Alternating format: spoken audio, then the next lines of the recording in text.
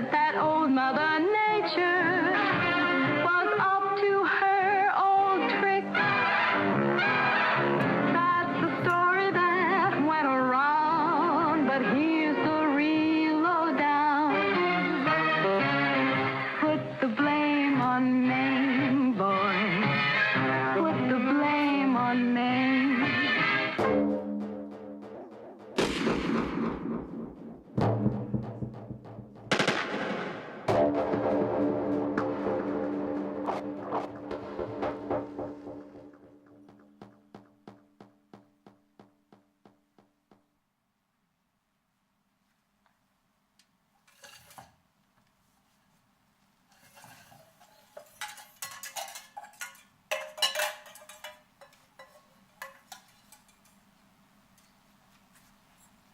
On est là, comme ça, chez soi. Des fois, on oublie même qu'on est des gens. On oublie tout. On oublie pays, date d'anniversaire, les fêtes nationales. Même mon mal d'estomac qui m'a toujours attaqué dans ces heures d'angoisse, je l'oublie. Je dois être guérie.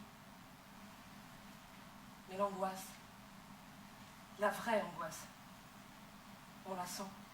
On n'y peut rien, rien du tout. Si je continue, je finirai par ne plus être humaine. Je me regarde même plus dans la glace pour savoir qui je suis. Non pas que j'ai abandonné toute coquetterie, non. C'est d'autre chose dont je suis en train de parler. Mais c'est même pas la peine de s'étendre là-dessus. Ce que je suis, ce que je ne suis pas. Peu importe ce que je suis. Je trouve tout ça d'une grande bêtise. Tout ce que je viens de dire. Mais c'est fait.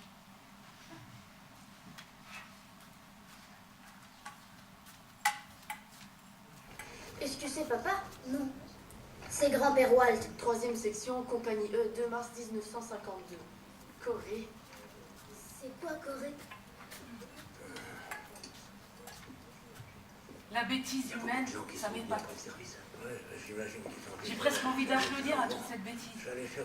Mais si l'homme ne vit pas de toute cette bêtise, de quoi va-t-il vivre? Zila est une nouvelle voisine. Elle est à peine arrivée dans notre cour, ça y est, elle a compris où elle est tombée. Elle s'est enfermée chez elle, elle met pas les pieds dehors, sauf pour faire ses courses. Elle n'est pas mariée, elle ne peut pas avoir d'enfant. Elle habite avec son père, des gens en classe. Ça se voit, les gens qui ont la classe.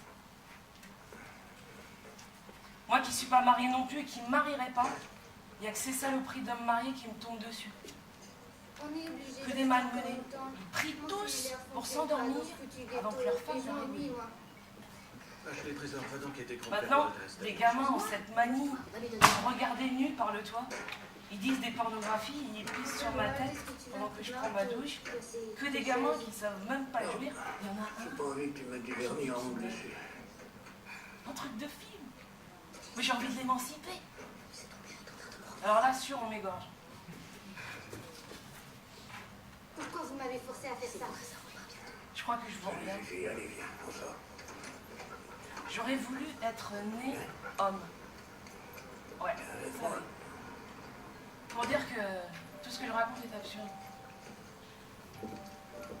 Mais une femme c'est trop mesquin comme bête. Et puis moi j'ai pas de pitié, même pas de moi. Mais les hommes, ça me fait pitié. Parce que même s'ils ont ce truc dur entre les jambes, tout est très mou à l'intérieur. De nos jours, c'est rare de voir un homme solide. Le monde est fou pour tout le monde. Et moi, je veux rester toujours vivante pour voir la folie du monde. Mais je suis de plus en plus seule. J'ai dit à Ignacio que je l'aime. Waouh. Grand-père, quand est-ce que tu as acheté ta voiture ancienne? Et puis à Osvaldo. Et à Wallace aussi, je lui ai dit je t'aime. Je savais pas que t'avais une Bah, rien n'a changé. Ouais. Alvino, il est plus jamais revenu. Je pense même qu'il n'a pas supporté de vivre. Assez triste de penser comme ça. Qu'est-ce que tu veux? Mais Alvino est tellement fragile. Genre...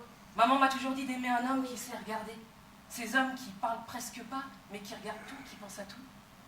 Ces hommes-là, il porte dans les yeux quelque chose que je ne saurais pas tu vas décrire. faire du divan rétro super cool que t'as dans Ah, ta lui, gueule? Mio? Parce que je me disais que l'an Il a prochain ça. j'entre au collège et j'irai super bien dans ma petite chambre. Il parce que rame. j'ai absolument Il rame, aucun c'est celle qui dit motif. qu'il m'aime.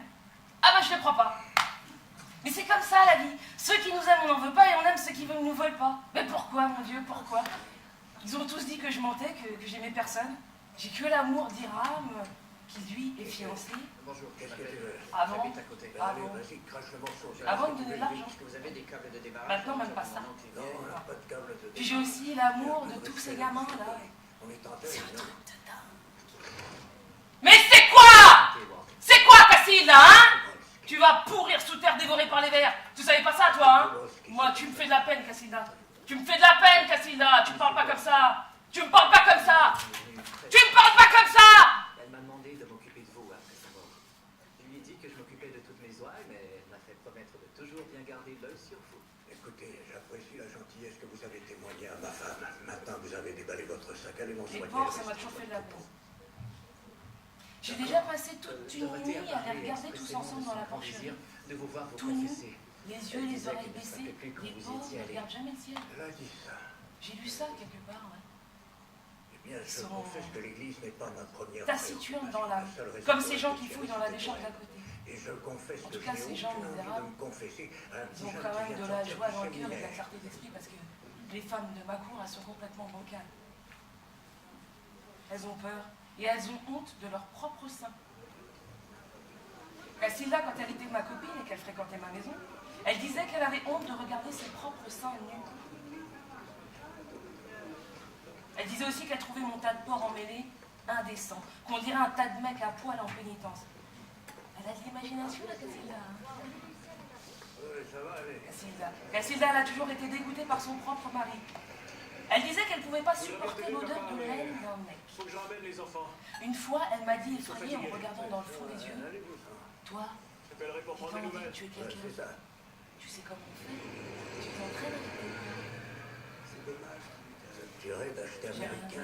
fait, je suis partie. Seigneur. Casilda passait sa vie à se gratter les laines. Elle trouvait ça humiliant de se gratter les laines, mais elle n'est jamais allée voir le médecin. Elle disait que ça se faisait pas chez les bons chrétiens, chez les bons croyants, on ne se gratte pas les Mais laines. qu'est-ce que t'espères, Mitch? Ton père a travaillé chez Ford pendant des années.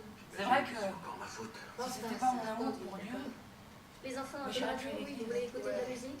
Ok. avec les tonnes de sang et de morts qui tachent l'histoire du Créateur, je devrais être nécrophile ou pratiquer l'homicide, mais pas le suicide. J'ai horreur des gens qui se tuent. Quel barbare, ces jaunes. On pense que je vaux rien du tout. On me prend pour la grande coupable de tous les péchés du monde. C'est pourquoi j'aime la bouffe et le sexe. Mais il n'y a rien de plus beau que de voir des gens manger jusqu'à ce qu'ils en puissent plus puis s'endormir après. J'attends le jour où je pourrai sortir et aller partout en offrant une assiette de bouffe à chaque personne, même si je sais que je ne pourrai pas en finir avec la famille, ni avec la tristesse et la solitude humaine. Une fois que j'aurai donné de la bouffe et du lait à tous ces gamins, là, désespérés devant leur avenir, je rentre, je m'enferme chez moi, et puis je meurs avec toute cette bouffe. Je meurs en faisant les meilleurs plats du monde. Poisson pané avec de la salade. Toutes sortes de soupes.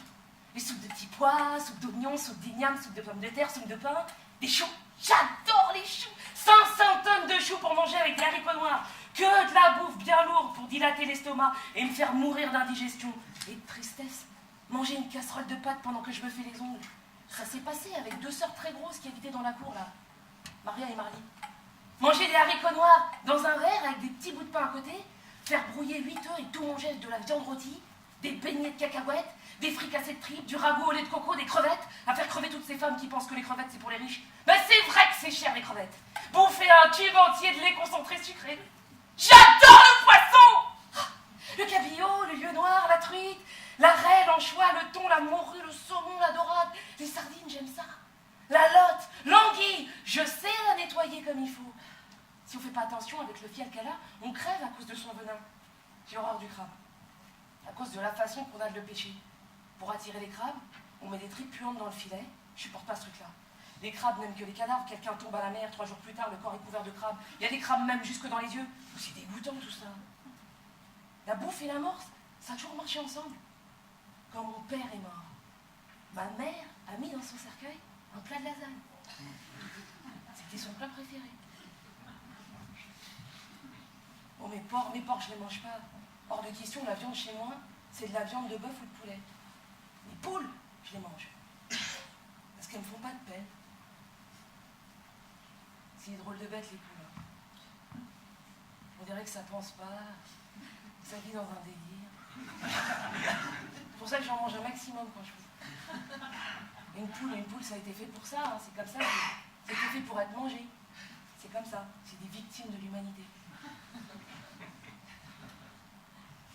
Et ce que je veux dire, c'est que il y a du mystère dans le regard des gens affamés quand ils reçoivent un plat de bouffe. On dirait qu'à ce moment-là, tous leurs problèmes sont réglés. Mais je sais bien que non.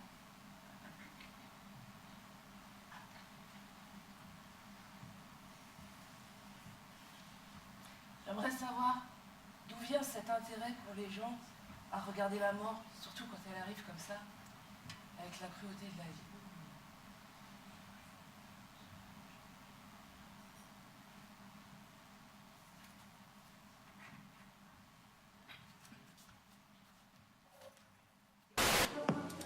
Les patients aujourd'hui n'ont pas d'informations sur la qualité de la dent qu'ils achètent. Je sais pas comment il a fait pour en trouver.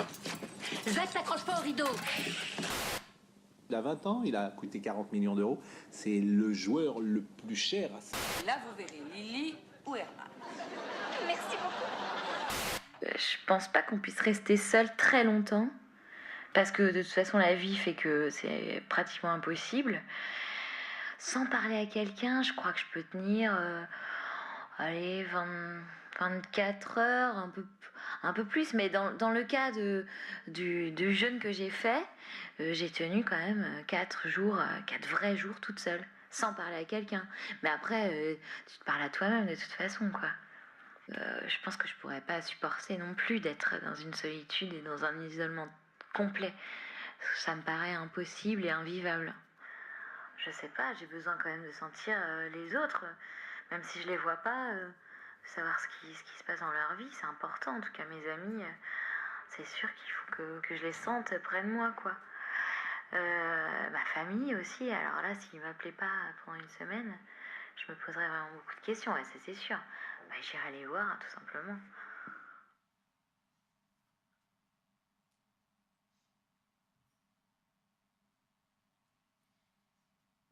Je pense que ce qui fait peur dans le fait d'être isolé, c'est le fait d'être oublié, de ne pas être considéré à ce moment-là par les autres, de vivre une vie qui n'est pas visible et qui n'est pas, comment dire, qui n'est pas utile peut-être aux autres. Je pense que c'est ça qui fait peur. C'est comme, mais ça se rapproche un peu de la... Ouais, enfin non, quand même pas, mais on pourrait dire que la mort, ça représente un peu aussi ça, quoi, d'être oublié. Voilà, de plus rien avoir à montrer ou à donner au monde, quoi.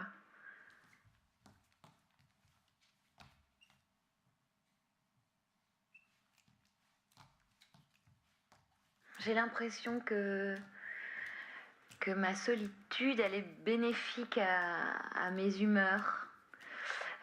Donc, quand je suis triste, peut-être que ça peut me rendre encore plus triste, mais que du coup, ça me soulage de m'apitoyer, quoi. Et j'ai pas envie de montrer ça aux autres. Et que c'est nécessaire aussi pour faire le deuil de quelque chose ou le point de quelque chose ou de libérer sa tristesse ou son malaise, son mal-être. Voilà, ça c'est... Donc je pense qu'au final, ça me fait du bien, quoi. C'est une soupape, la solitude. Je peux pencher vers une grande tristesse, m'épancher dans une grande tristesse et aussi avoir des moments super joyeux et de liberté et de bien-être parce que je suis seule, libre et j'en ai rien à foutre de ce qu'on peut penser. Mais surtout, je règle des comptes. Je règle des comptes avec des gens. Donc je les imagine et je leur parle, quoi. Et je leur dis qu'ils vont pas bien. La plupart du temps, c'est vraiment pour régler des comptes parce que ça va pas.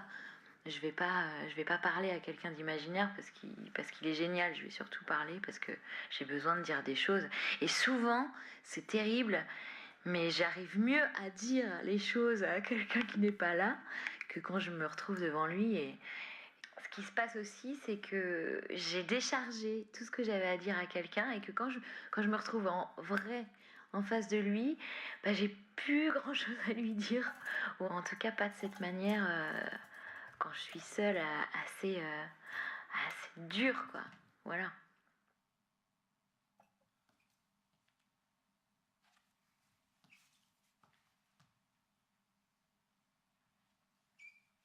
Qu'est-ce que je fais au moment où je suis seule et où j'en ai pas envie? Ben, je sors, je bouge. Je bouge, je vais courir, je vais nager, j'en sais rien. Je bouge pour me vider l'esprit de cette sensation désagréable. Je vais marcher. Et puis souvent, c'est là aussi qu'on rencontre des gens, en fait. Que les gens viennent vers vous. Je crois qu'il y a une sorte d'instinct aussi de la rencontre à des gens un peu isolés qui en ont besoin, en fait. Et qui sont assez ouverts pour accepter une rencontre, par exemple. Voilà.